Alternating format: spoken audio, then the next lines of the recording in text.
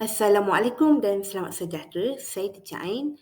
Hari ini saya akan membentangkan mengenai Sensory Integrative Development and Childhood Occupation. Baiklah, tuan-tuan dan puan-puan, setiap fasa kehidupan manusia dimulai dengan prenatal period, iaitu tempoh di mana baby berada di dalam rahim seorang ibu. Okey? Adakah tuan-puan tahu apakah yang berlaku semasa prenatal period? Okey, mari kita lihat satu persatu apa yang akan berlaku. Okey, pada 5 minggu yang pertama, iaitu 5 minggu pertama selepas persenyawaan berlaku, terdapat tindak balas pertama terhadap rangsangan taktil, iaitu rangsangan sentuhan. Ini adalah tindak balas yang pertama yang berlaku dalam fasa kehidupan seorang manusia. Okey? Tindak balas taktil ni macam mana ya? Ia melibatkan reflexive avoidance reaction. Tindak balas di mana baby tu dia nak avoid something. Janin dalam perut ibu tu dia nak avoid something.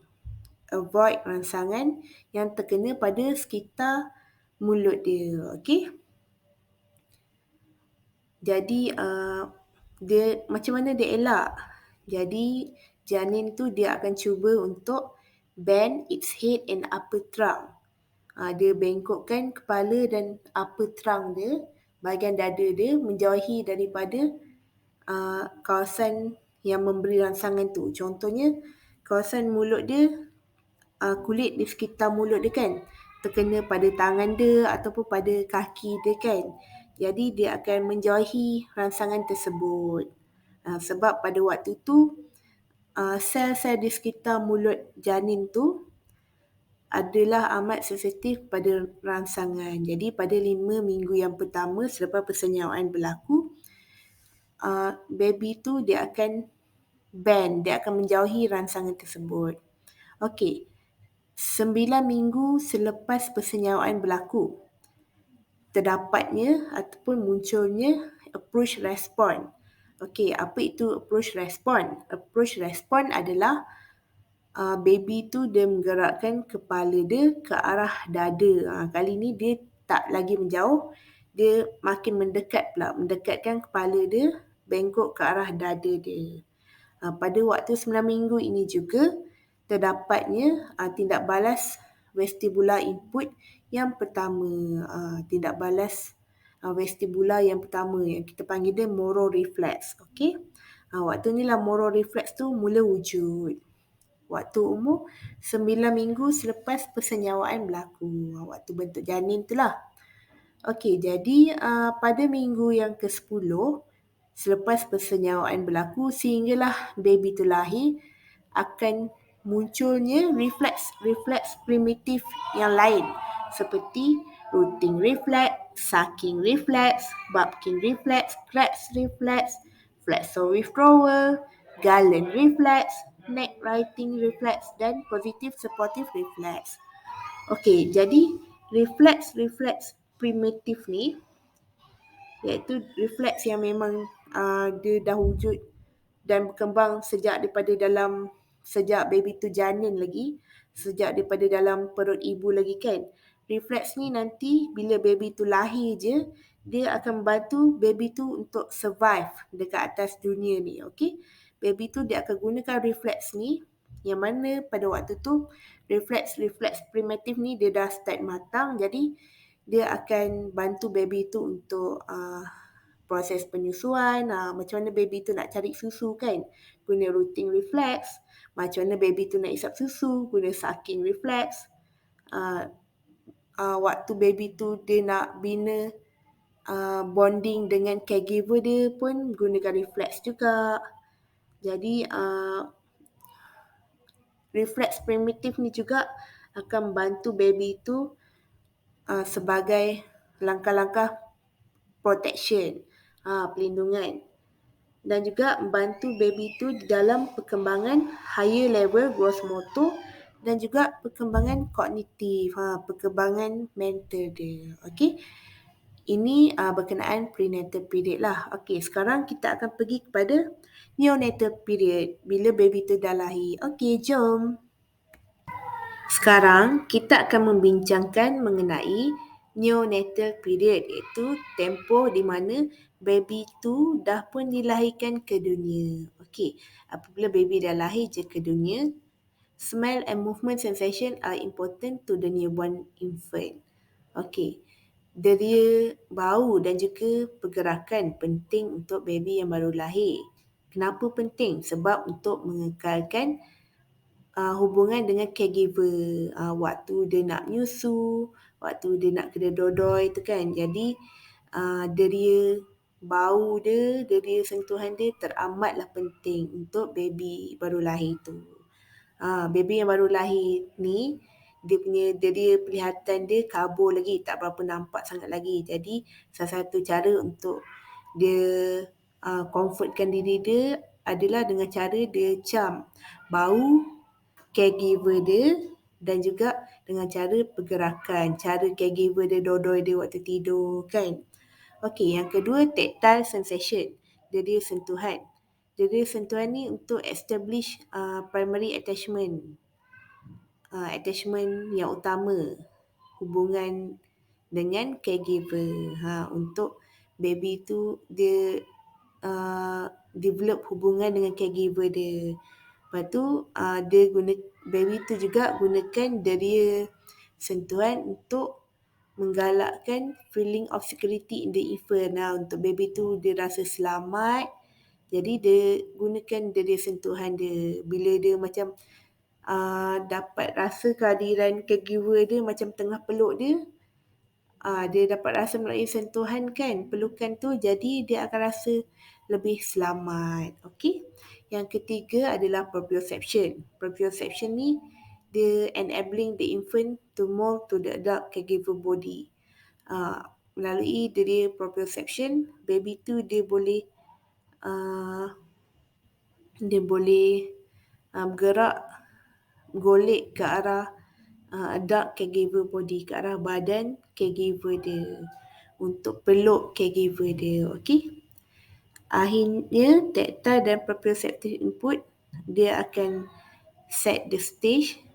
Dia akan digunakan untuk perkembangan body scan, untuk body schema, iaitu the brand map of the body and how its part interrelate. Okey, jadi untuk perkembangan body schema, baby tu dia akan gunakan tactile input dan juga proprioceptive input.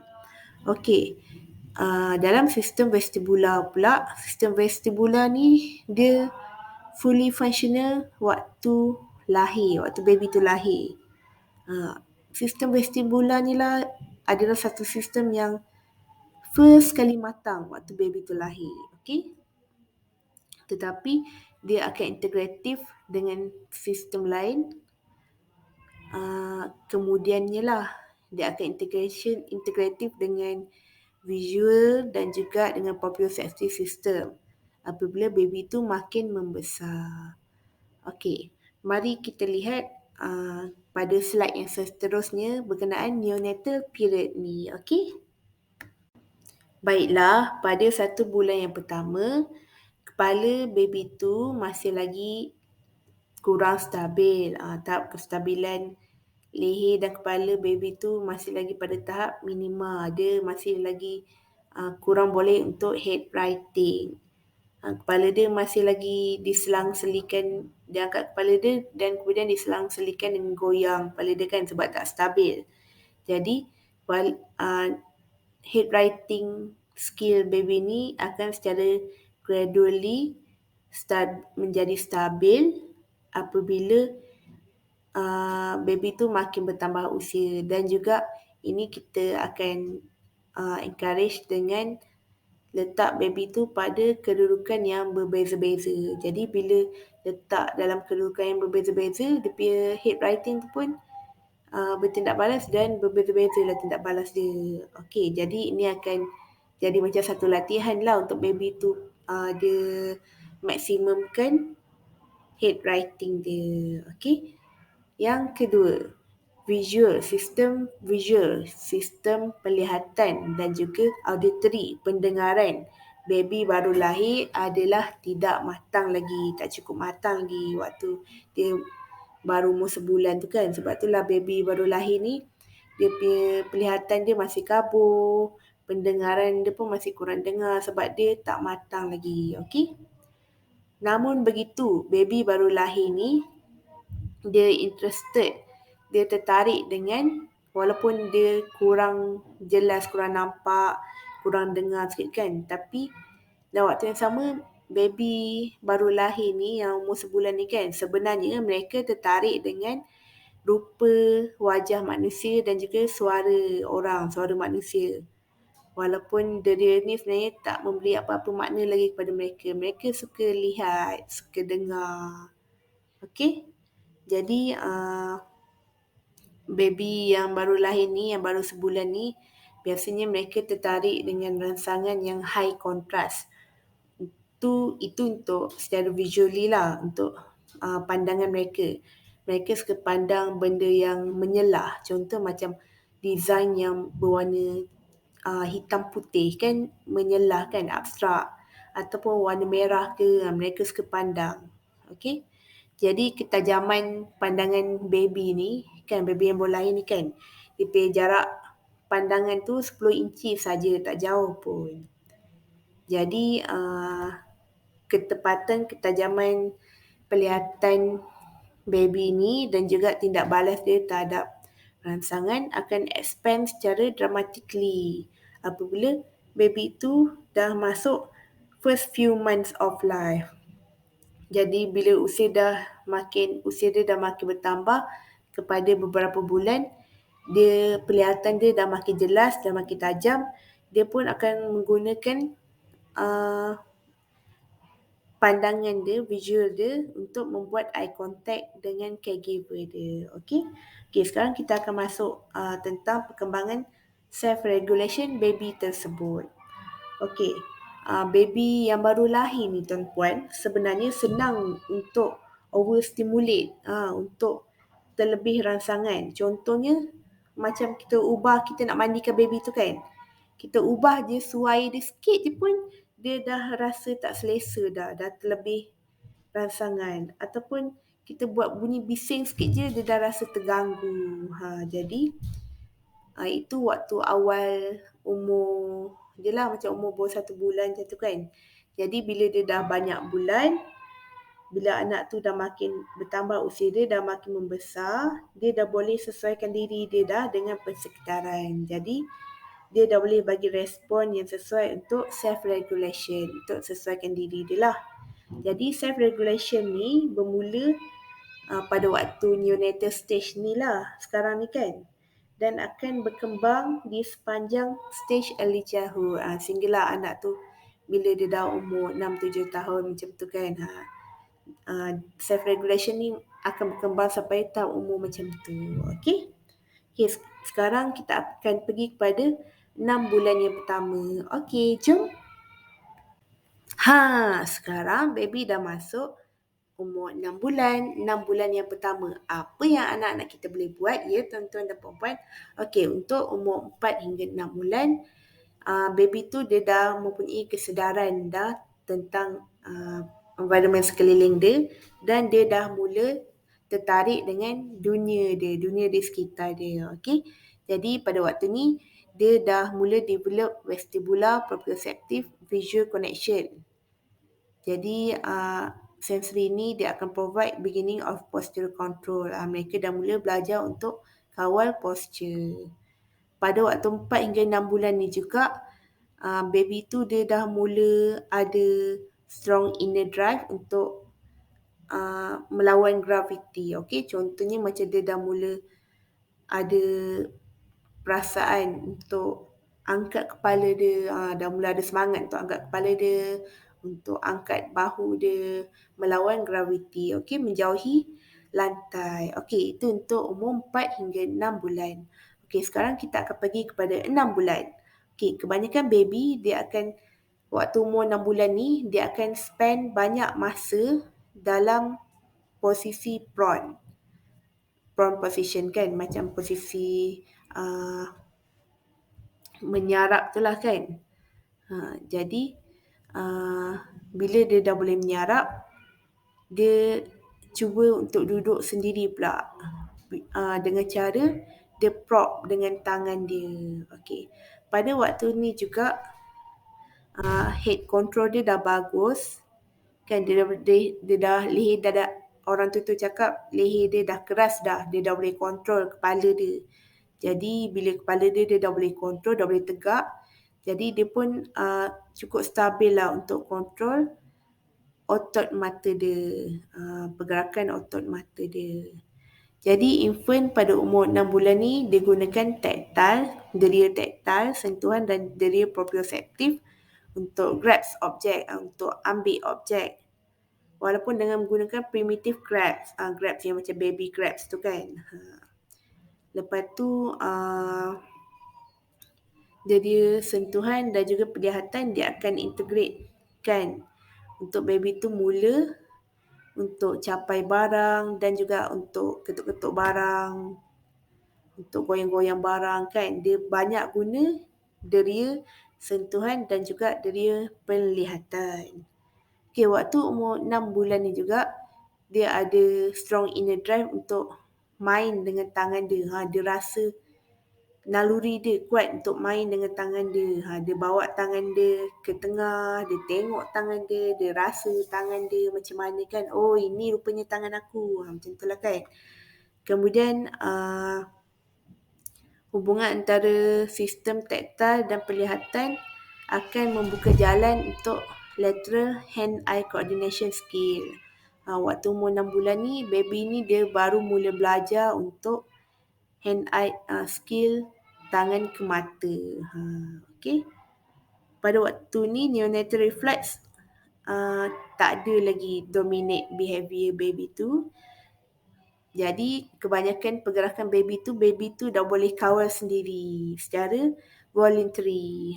Dia dah tak ada dah tak voluntary. Semuanya boleh dapat dikawal sendiri sebab pada umur 6 bulan ni neonatal reflex tu dah tak ada lagi mendominasi pergerakan baby tu.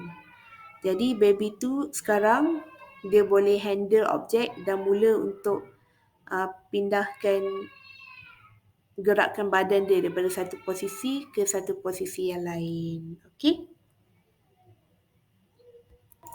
6 bulan pertama dah berlalu. Sekarang mari kita lihat 6 bulan kedua pula.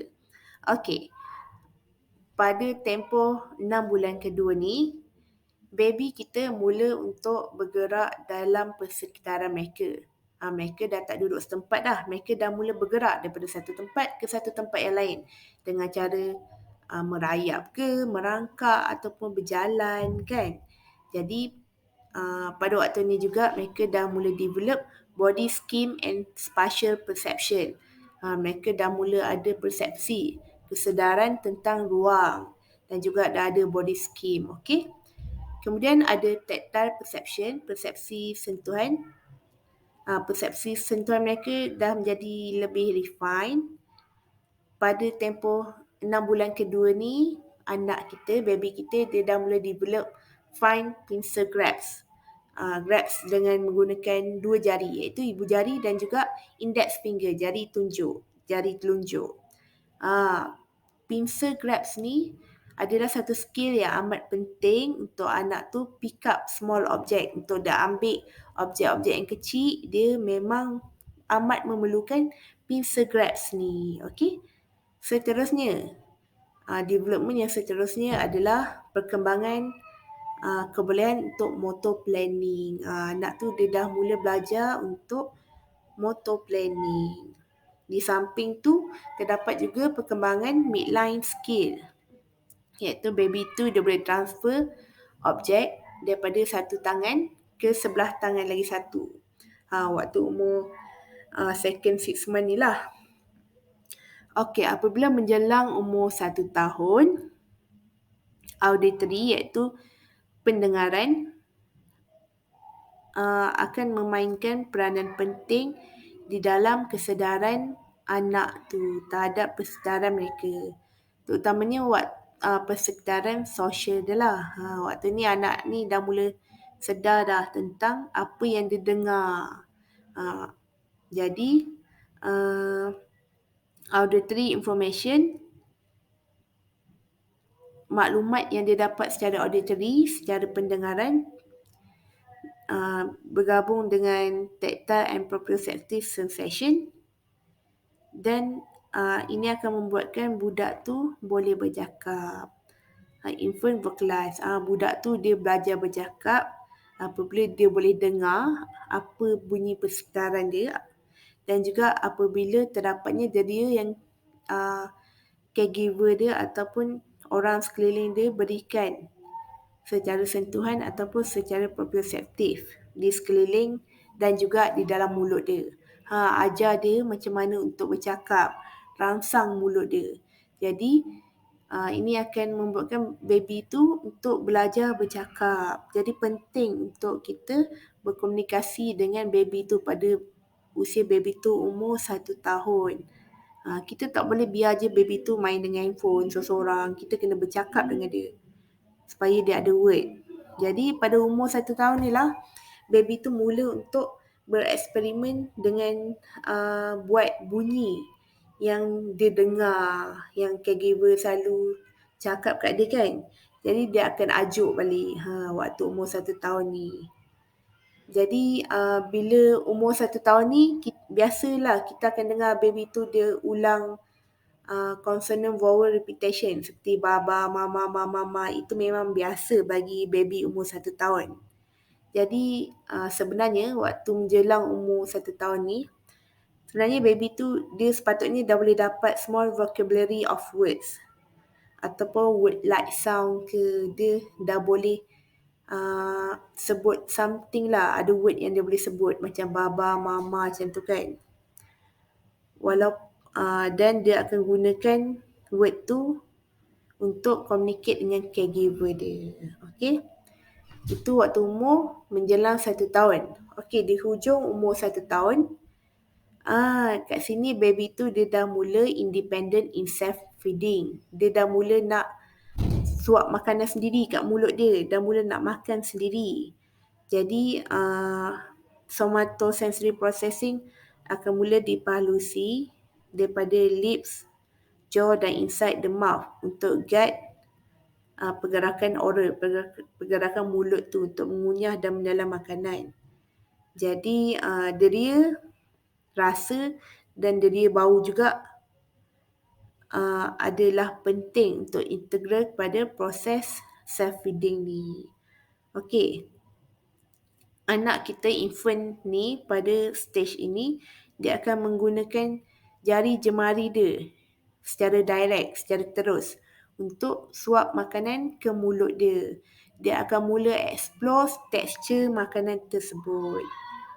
Jadi pada waktu ni juga dia naluri dia ada untuk menggunakan sudu. Mereka dah mula rasa untuk menggunakan sudu, walaupun sebenarnya anak kita ni dia tak berapa nak ready untuk manipulate sudu tersebut. Waktu umur akhir 1 tahun ni sebenarnya mereka lebih prefer gunakan jari jemari untuk makan, untuk rasa tekstur makanan tu.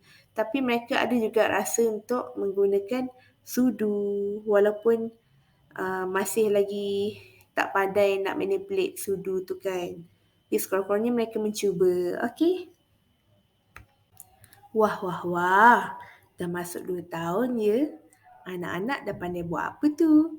Okey, yang pertama, basic vestibular proprioceptive visual connection akan continue to refine. Kemudian anak-anak kita akan grow fitness in balance. Mereka akan menjadi semakin balance bila dah masuk umur 2 tahun. Okey. Jadi pada waktu inilah mereka akan eksperimen dengan banyak variasi body movement. Mereka akan cuba pelbagai pergerakan badan, bereksperimen dengan pergerakan badan mereka. Okey. Kemudian imitation of the action of others. Mereka suka meniru, suka imitate tindakan orang lain. Jadi bila mereka imitate, bila mereka meniru, ini akan menyumbang kepada latihan pergerakan lah bagi anak tu. Okey, jadi dalam mereka merasai new action, tindakan yang baru, anak ni dia akan generate new sensory experience. Pada waktu ni lah terdapatnya ideation. Mereka dah mula ada idea untuk buat macam mana. Okey, apa itu ideation? Ideation adalah kebolehan untuk conceptualize, untuk mendapatkan suatu konsep ataupun idea nak buat macam mana. Kalau diberi situasi yang macam ni, mereka nak buat macam mana. Apa respon mereka, kan? Jadi, menerusi ideation ni, mereka dah boleh gunakan kebolehan kognitif mereka untuk menggunakan simbol, untuk menggunakan gesture. Ni adalah pada umur 2 tahun ni mereka first time gunakan express secara gesture ni lah, tunjuk apa yang mereka nak ataupun expresskan, luahkan apa yang mereka nak melalui percakapan, vocally ataupun melalui tunjuk, gesture. Okey, symbolic functioning ni fungsi dia adalah untuk engage dalam pretend action, untuk main pretend play kan, mereka perlukan symbolic functioning ni, dan juga untuk melakukan imajinasi. Okey. Okey, pada penghujung umur 2 tahun, anak kita ni, kita dah panggil dia toddler dah kan. Toddler ni mereka dah boleh join beberapa pretend action dalam play sequence. Dah boleh main pretend play dah waktu ni. Jadi anak tu dia boleh demonstrate apa yang dia plan sebelum dia perform action tu. Anak ni juga dah mula menjana banyak idea baru untuk setiap tindakan dia, dan mula untuk plan apa tindakan dia secara sistematik. Okey? Amboi, cepatnya masa berlalu. Anak-anak kita dah pun berumur 3 hingga 7 tahun. Mereka dah boleh buat apa pula tu? Okey, sensory motor function. Pada umur ini, sensory motor function menjadi lebih consolidate as a foundation for higher intellectual ability. Mereka dah mula ada kebolehan asas untuk higher intellectual abilities.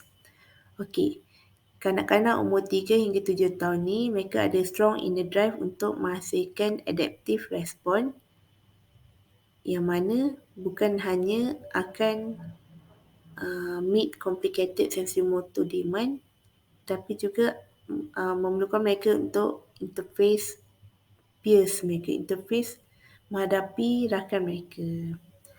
Okey, dari segi visual motor pula,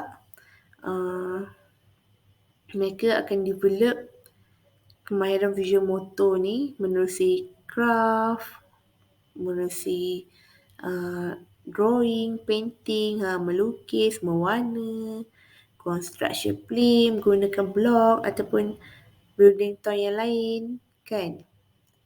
Okey, jadi yang berikutnya, anak-anak umur 3 hingga 7 tahun mereka suka explore ataupun mula untuk explore playground equipment, macam buaian, gelonsor, jongkok-jongkit, kan? Mereka dah mula buat melibatkan diri dalam motor planning yang terdapat dalam game, seperti mereka dah mula bermain lompat tali, main guli, main tenteng, kan? Mereka juga dah mula expert dengan cultural tool, dengan peralatan sekolah lah, ataupun peralatan yang berada di rumah seperti gunting, pensel, butang, sudu garfu, pisau, gayung, penyapu semua, kan?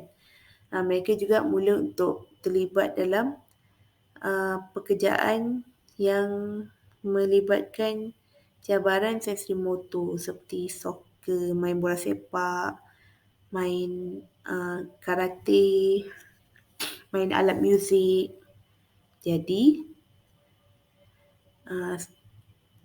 segala pelibatan ni akan develop kebolehan mereka untuk organize behavior ke dalam sequence yang lebih kompleks untuk satu tempoh masa yang panjang.